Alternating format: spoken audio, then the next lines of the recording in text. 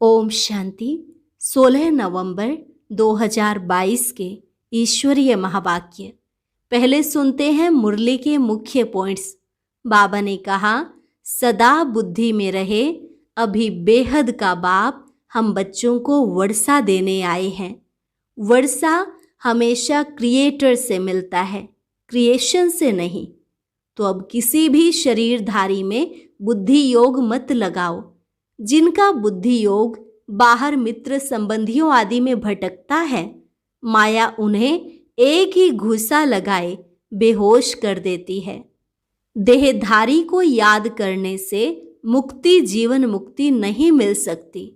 इसलिए किसी में मोह नहीं जाना चाहिए। मुक्ति, जीवन मुक्ति का वर्षा बाबा ही आकर देते हैं। बाबा दो को ही कहा जाता है, एक शरीर का बाबा, दूसरा आत्माओं का बाबा। तीसरा कोई बाबा हो नहीं सकता, क्योंकि वर्षा इन दो से ही मिलता है। यहाँ हर एक आत्मा को अपना अपना पार्ट मिला हुआ है। तुम सतयुग से लेकर फुल सुख देखते हो। बाकी जो द्वापर के बाद आत्माएं आती हैं, उनका थोड़ा सुख और थोड़ा दुख का पार्ट है।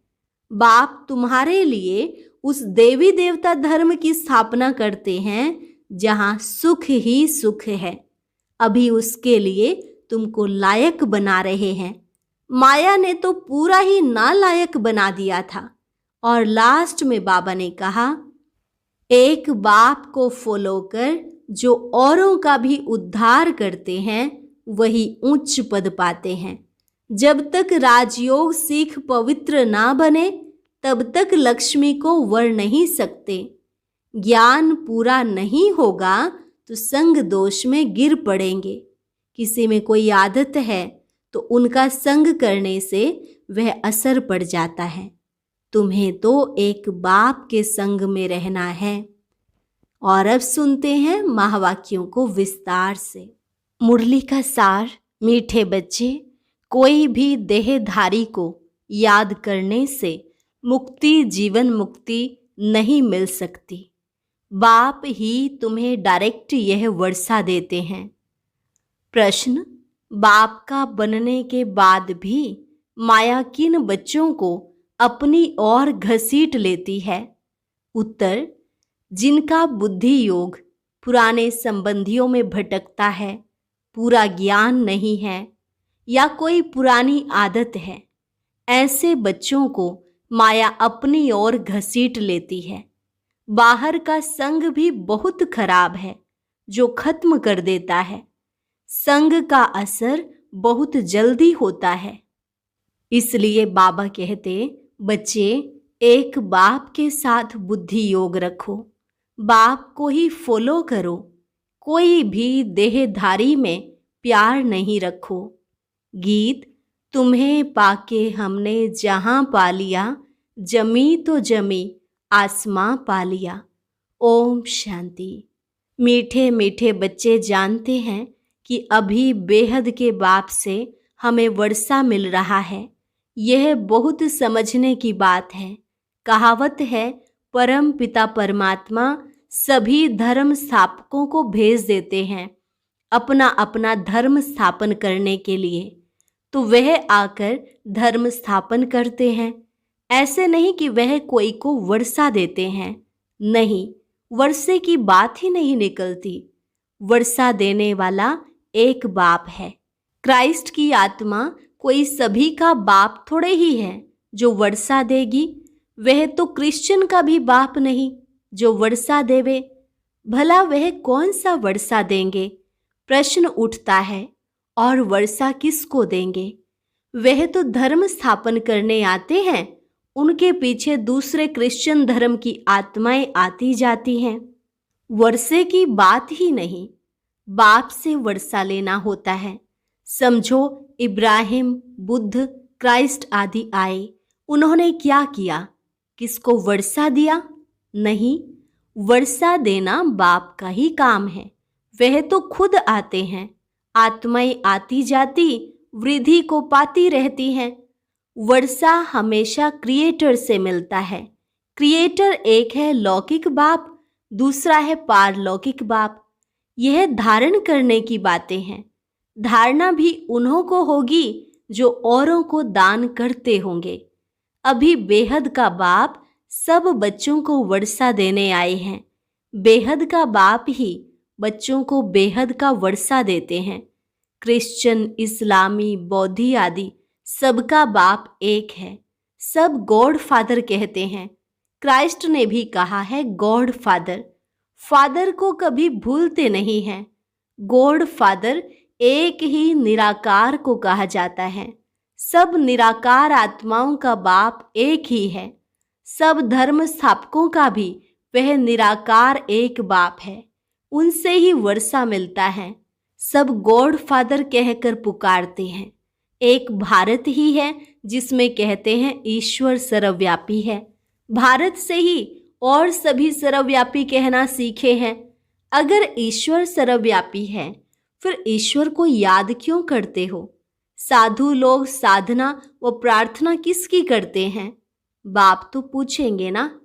क्रिएटर सबका एक है, वही पतित पावन है।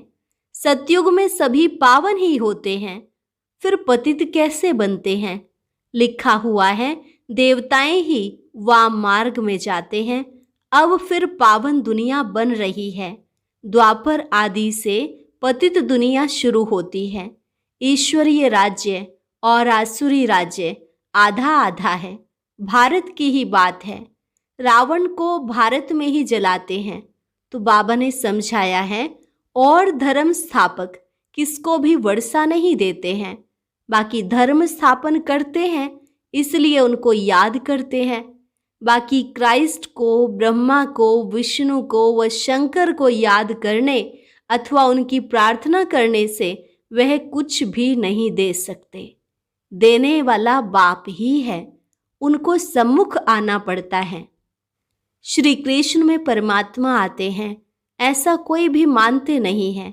बाप कहते हैं मैं तुम आत्माओं को वर्षा देने एक ही टाइम पर आता हूँ। वर्षा बाप बच्चों को देते हैं। बाबा दो को ही कहा जाता है, एक शरीर का बाबा, दूसरा आत्माओं का बाबा। और कोई बाबा हो नहीं सकता। तुमको इस बाबा अर्थात प्रजापिता ब्रह्मा से वर्षा मिल नहीं सकता। वर्षा एक शिव बाबा से मिलता है। ब्रह्मा भी वर्षा उनसे लेते हैं। वह सर्व के सद्गति दाता हैं, सर्व के मुक्ति जीवन मुक्ति दाता हैं। इसलिए पहले पहले कोई को भी बाप का परिचय देना पड़े। भले कोई बुजुर्ग को भी बाबा व पिताजी कह देते हैं, परंतु बाप है नहीं। बाप एक लौकिक दूसरा पारलौकिक ही होता है। यह ब्रह्मा भी जिस्मानी बाप है। तुम बच्चों को अडॉप्ट करते हैं। भले तुम ब्रह्मा को बाबा कहते हो, परंतु वर्षा तो उनसे मिलता है ना। कौन सा वर्षा? सदगति का। दुर्गति व जीवन बंध से तो सब छूटते हैं। इस समय भारत खास सारी दुनिया आम रावण के बंधन में है। आत्माएं जो पहले पहले आती हैं तो पहले जीवन मुक्त फिर जीवन बंद बनती हैं। पहले सुख फिर दुख भोगना है, यह बुद्धि में बिठाना चाहिए। कोई भी देहधारी को याद करने से मुक्ति जीवन मुक्ति मिल नहीं सकती। मैसेंजर लोग भी किसको वर्षा देते नहीं हैं। मुक्ति जीवन मुक्ति का वर्षा बाप ही आकर देते हैं, परंतु किनको डायरेक्ट किनको इनडायरेक्ट। तुम बच्चों के सम्मुख ही बाप होता है। दिन प्रतिदिन तुम देखेंगे बाबा मधुबन से बाहर कहाँ जाएंगे नहीं। इस पुरानी दुनिया में रखा ही क्या है। शिव बाबा कहते हैं हमको स्वर्ग में जाने अथवा स्वर्ग को देखने की भी खुशी नहीं है, तो बाकी इस दुनिया में कहाँ जाएंगे। मेरा पार्ट ही ऐसा है, पतित दुनिया में आता हूँ। 7 वंडर्स ऑफ वर्ल्ड कहते हैं, परंतु उनमें कोई स्वर्ग बताते नहीं। स्वर्ग तो पीछे आता है। मुझे पतित दुनिया पतित शरीर में पराये राज्य में आना पड़ता है। गाते भी हैं दूर देश का रहने वाला आया देश पराए। इसका अर्थ तुम बच्चे ही समझ सकते हो। अभी हम पुरुषार्थ करते हैं, फिर अपने देश में जाएंगे। अच्छा, द्वापर के बाद जो आत्माएं आएंगी वह तो पराये राज्य अर्थात रावण राज्य में आएंगी, पावन राज्य में तो नहीं आएंगी। उन्हों को थोड़ा सुख थोड़ा दुख का पार्ट है। तुम सतयुग से लेकर फुल सुख देखते हो। हर एक को अपना अपना पार्ट मिला हुआ है। बाप तुम बच्चों को बैठ राज समझाते हैं कि मैं कैसे देवी देवता धर्म स्थापन करता हूँ। इसमें सुख ही सुख है और उसके लिए तुमको लायक बनाता हूँ। तुम समझते हो हम स्वर्ग के मालिक थे, फिर माया ने पूरा नालायक बनाया है। बाप कहते हैं अभी तुम कितने बेसमझ बन पड़े हो। नारद की कहानी है ना, तुम समझ सकते हो भगत झांझ बजाने वाला लक्ष्मी को कैसे वरेगा जब तक राजयोग सीख पवित्र ना बने। भले शरीर तो सबके भ्रष्टाचारी हैं, क्योंकि भ्रष्टाचार से पैदा होते हैं। तुम तो मुख वंशावली हो। यह बड़ी समझने की बातें हैं। यह रचता और रचना की नॉलेज बाप खुद ही आकर देते हैं। सब पॉइंट्स कोई समझ भी नहीं सकेंगे। यहाँ से बाहर गए, कोई का संग मिला और खत्म। कहा भी जाता है संग तारे कुसंग बुरे। भले यहाँ भी बैठे हैं, परंतु पूरा बुद्धि योग नहीं है, ज्ञान नहीं है, तो संग दोष में गिर पड़ते हैं। कोई भी किसी में आदत है तो उनका संग करने से वह असर झट पड़ जाता है। यहाँ है बाबा का संग। फिर जो बाप को फॉलो कर औरों का भी उद्धार करते हैं, वही उच्च पद पाते हैं। कई नए नए बच्चे कहते हैं बाबा हम नौकरी आदि छोड़ इस सर्विस में लग जाएं। बाबा कहते हैं आगे चल माया नाक से ऐसे पकड़ेगी जो बात मत पूछो। अनुभव कहता है ऐसे बहुतों ने छोड़ा, फिर चले गए। ईश्वरीय जन्म तो लिया, फिर माया ने घसीट लिया। बड़े अच्छे अच्छे बच्चों को माया एक घुसा लगाए बेहोश कर देती है। जिनका बुद्धि योग बाहर भटकता रहता है पुराने संबंधियों आदि में। इसलिए बाबा कहते हैं देहधारियों से बुद्धि योग जास्ती मत रखो। इस बाबा से भी भले तुम्हारा कितना भी प्यार है, तो भी इनसे बुद्धि योग मत लगाओ।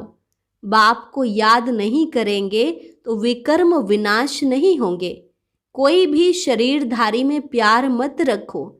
सत्संगों में सब शरीरधारी ही सुनाते हैं। कोई महात्मा का नाम लेते हैं, ऐसे थोड़े ही कहते हैं कि परम पिता परमात्मा शिव हमको पढ़ाते हैं। बाप बैठ बच्चों को समझाते हैं इस रचना का चैतन्य बीज मैं हूँ। मुझे सारे झाड़ की नॉलेज है, वह तो जड़ बीज है। चैतन्य होता तो सुनाता। मुझ बीज में जरूर झाड़ के आदि मध्य अंत की नॉलेज होगी। यह है बेहद की बात। इस समय तमो प्रधान राज्य है तो उसका भबका जरूर होगा। कितने बड़े बड़े नाम रखाते हैं, ज्ञानेश्वर, गंगेश्वरानंद, लेकिन आनंद तो कोई मिल नहीं सकता। सन्यासी खुद कहते हैं सुख काग विष्टा समान है, लेकिन स्वर्ग का नाम भूलते नहीं हैं। कहते हैं फलाना स्वर्ग पधारा, फिर पितरों को बुलाते हैं। आत्मा कोई में प्रवेश कर बोलती है, परंतु आत्मा कैसे आती है कोई नहीं जानते। शरीर दूसरे का है, खाएगी भी उनकी आत्मा, उनके पेट में पड़ेगा। हाँ, बाकी वासना वह लेती है। शिव बाबा तो है ही अभोक्ता, कुछ खाते नहीं। मम्मा की आत्मा आती है तो खाती है, पितृ भी आते हैं तो खाते हैं। यह बातें समझने की हैं। तो सिवाय एक के किसको बाबा नहीं कहा जाता। इनसे क्या वर्षा मिल सकता? कुछ नहीं मिल सकेगा। क्राइस्ट ने वर्षा दिया है क्या? उन्होंने तो लड़ाई कर राजाई स्थापन की है। क्रिश्चियन लोगों ने लड़ाई की। जब धन की वृद्धि हो, धन इकट्ठा हो, तब राजाई चल सके। ऐसे थोड़े ही है कि क्रिश्चियन ने राजाई दी। राजाई अपने पुरुषार्थ से ड्रामा प्लान अनुसार मिलती है, ऐसे कहेंगे। बाकी मनुष्य किसको कुछ दे नहीं सकते। अगर देते हैं तो अल्पकाल का सुख। अभी तो तमो प्रधान है, माया का बहुत जोर है। अब माया से युद्ध करना है। माया जीते जगत जीत। मनुष्य शांति में रहने के लिए कितना माथा मारते हैं। मन ऐसे थोड़े ही शांत हो सकता है। यह तो कुछ सीखते हैं जो हिप्नोटाइज आदि कर अनकॉन्शियस कर देते हैं। मेहनत लगती है, किसकी तो ब्रेन ही खराब हो जाती है।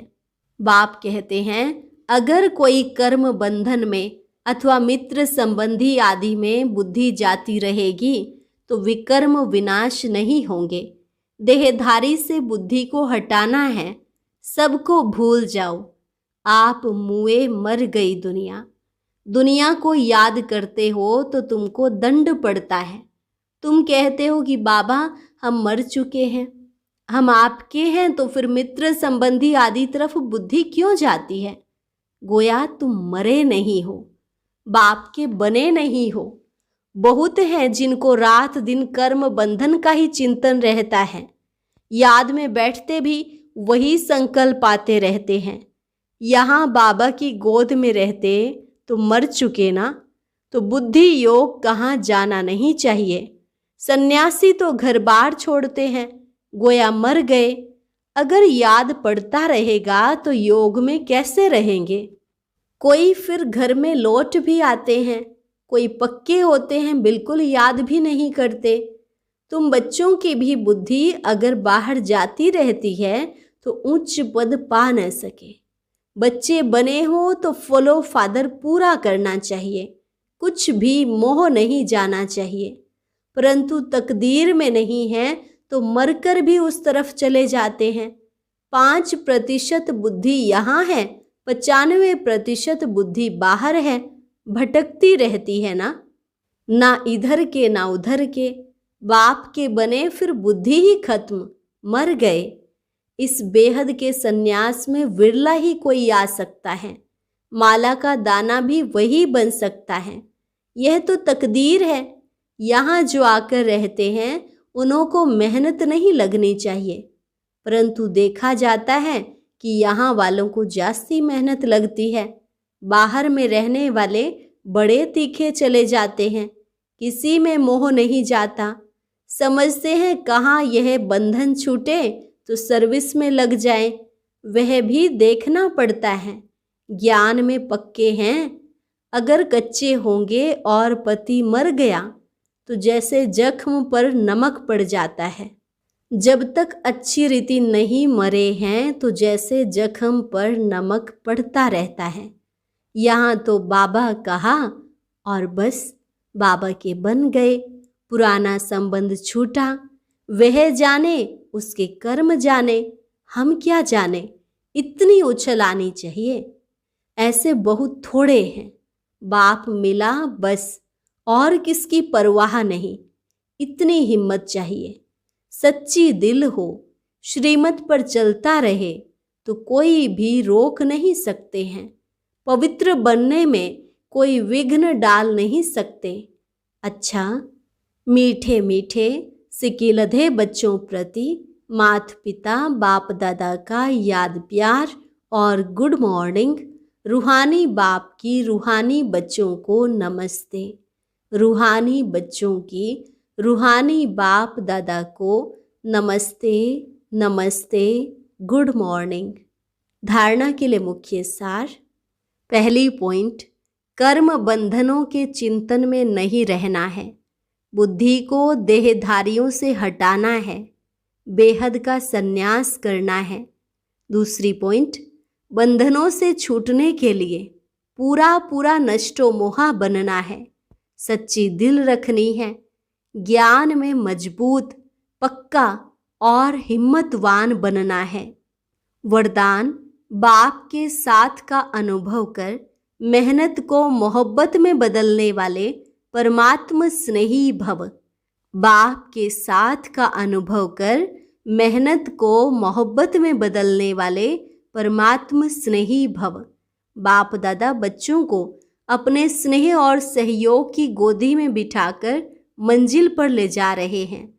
आप बच्चे सिर्फ परमात्मा स्नेही बन गोद में समाये रहो तो मेहनत मोहब्बत में बदल जाएगी। लवलीन हो, हर कार्य करो। बाप दादा हर समय सर्व संबंधों से आपके साथ हैं, सेवा में साथी हैं और स्थिति में साथ हैं।